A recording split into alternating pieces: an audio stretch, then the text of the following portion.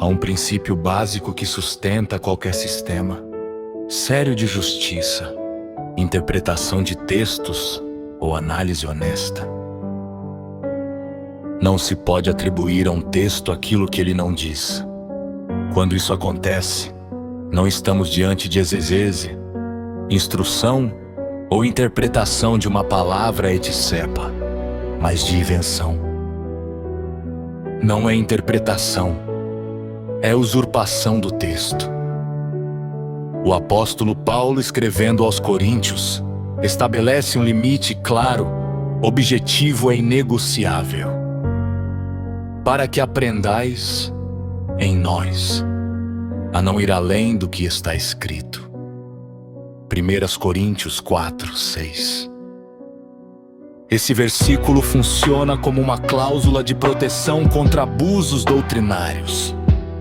Ele impede que alguém use a Bíblia como matéria-prima para construir sistemas de poder, autoridade ou hierarquia que o próprio texto não autoriza.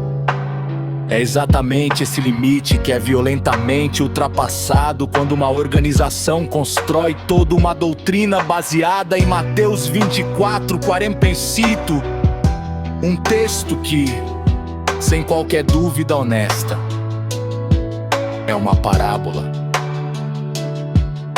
O texto diz: quem é, pois, o escravo fiel e prudente a quem o seu senhor designou para dar alimento aos domésticos no tempo devido? Antes de qualquer interpretação, é preciso responder à pergunta mais simples e mais ignorada.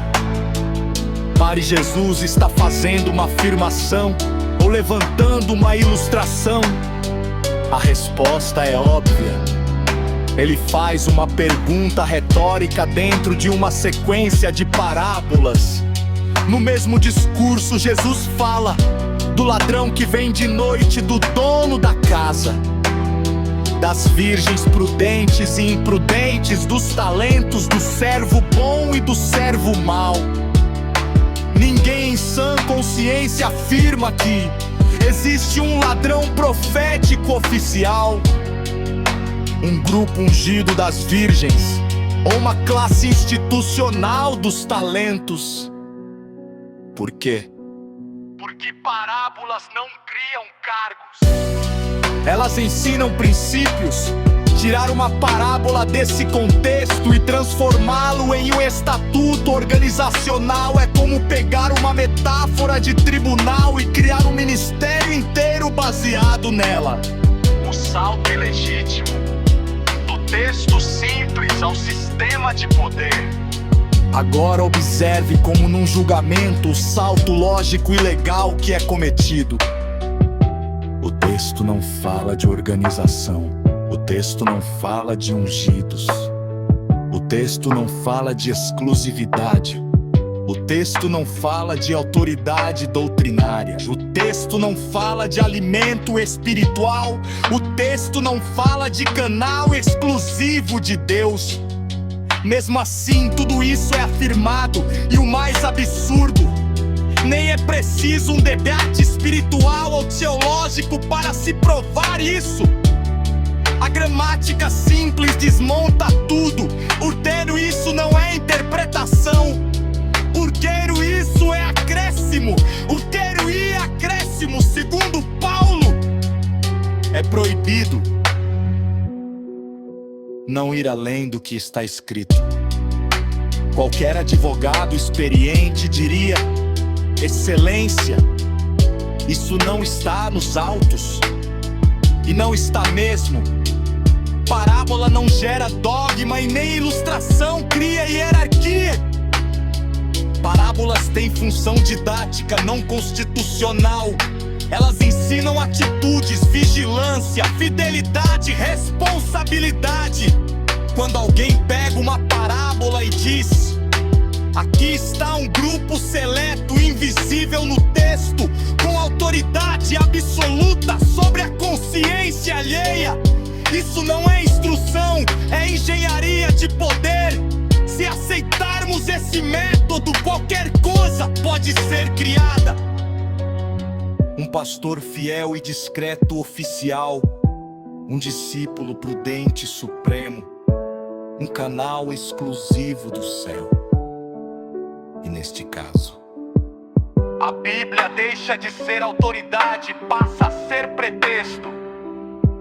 1 Coríntios 4:6 é como antídoto contra o autoritarismo religioso.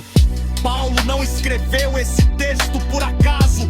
A igreja de Corinto já estava começando a exaltar homens, criar partidos, líderes especiais, vozes acima das demais. E Paulo corta isso pela raiz. Ele basicamente diz: quando vocês passam do texto para a imaginação, o problema começou.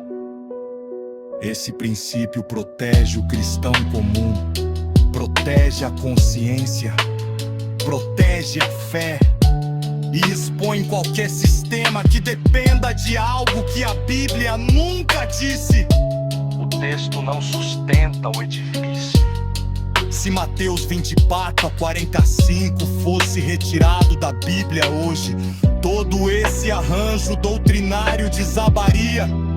Isso por si só já é prova de que ele não foi construído sobre a rocha do texto, mas sobre uma leitura interessada. A Bíblia não precisa de intérpretes exclusivos, ela precisa de leitores honestos.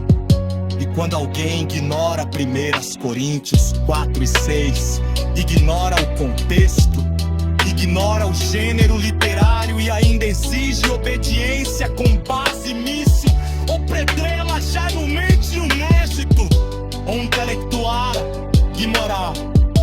Pensar não é rebeldia, questionar não é trucado, ir além do que está escrito, sim. Questão no pesquisador da Bíblia.